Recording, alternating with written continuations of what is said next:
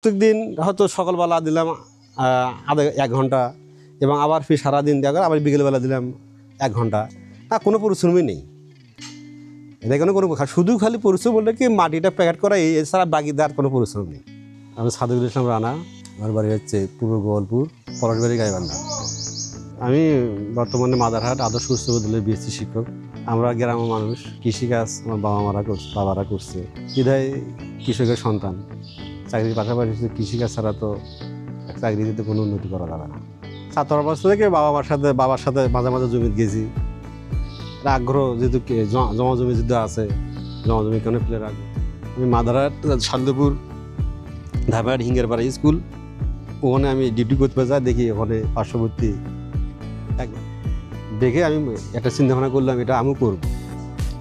তখন ধাবারহাট আপনাদের সাথে যোগাযোগ করে এই জিনিসটা আমি চিন্তা ভাবনা করলাম, আমি এটা একটা জমি কেন ফেলে রাখি, করে ভবিষ্যতে কিছু করা যায় না।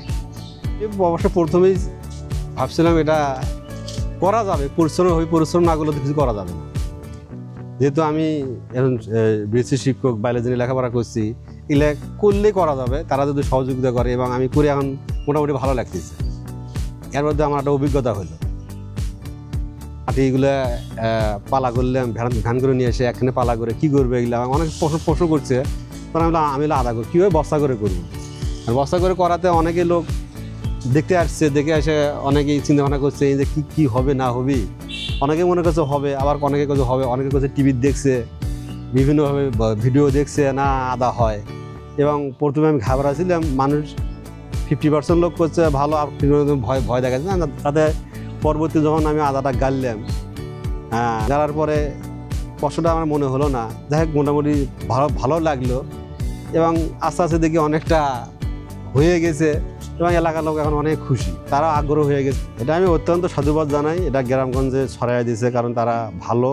আমাদের দেশ একটা উন্নয়নশীল দেশ, এভাবে আমার দেশের এটা করে দেশের জন্য মঙ্গল এবং অভাবও কিছু দূর হয়ে যাবে। এবং আশপাশ যে আমরা পতিতে অনেক জমিগুলো নষ্ট হয়ে যাচ্ছে, সেগুলোতে এ ধরনের আবাদ করলে আমরা উপকৃত হই, এবং সংস্থাও ভালো লাগে। সংস্থাকে আমি ধন্যবাদ জানাই এ ধরনের তারা একটা সহযোগিতা করার জন্য। আমি সকালবেলা উঠে একটু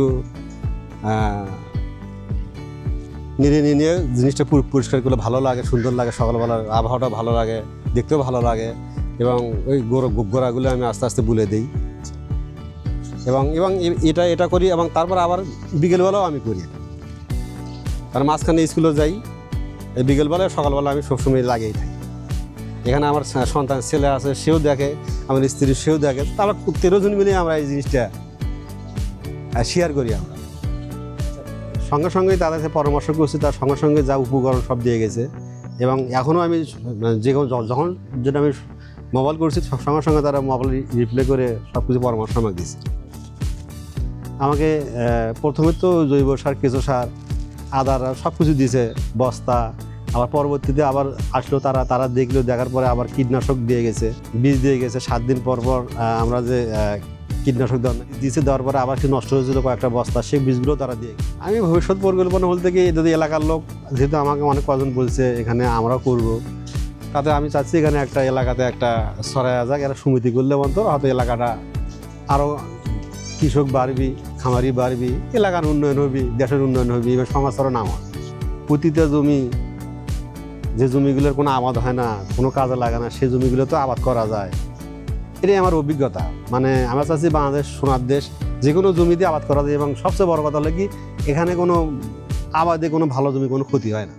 আজকে সুন্দর একটা আদা হয়েছে, মানুষ দেখে যাচ্ছে, সংস্থার নামও হচ্ছে, এবং তারা উপকৃত হচ্ছে। বা আমরা এরকম আরও কিছু করব। আমার ফুড অত্যন্ত ভালো, এবং তাকে ধন্যবাদ জানাই, তারা যেন আমাদের পাশে এসে দাঁড়ায়।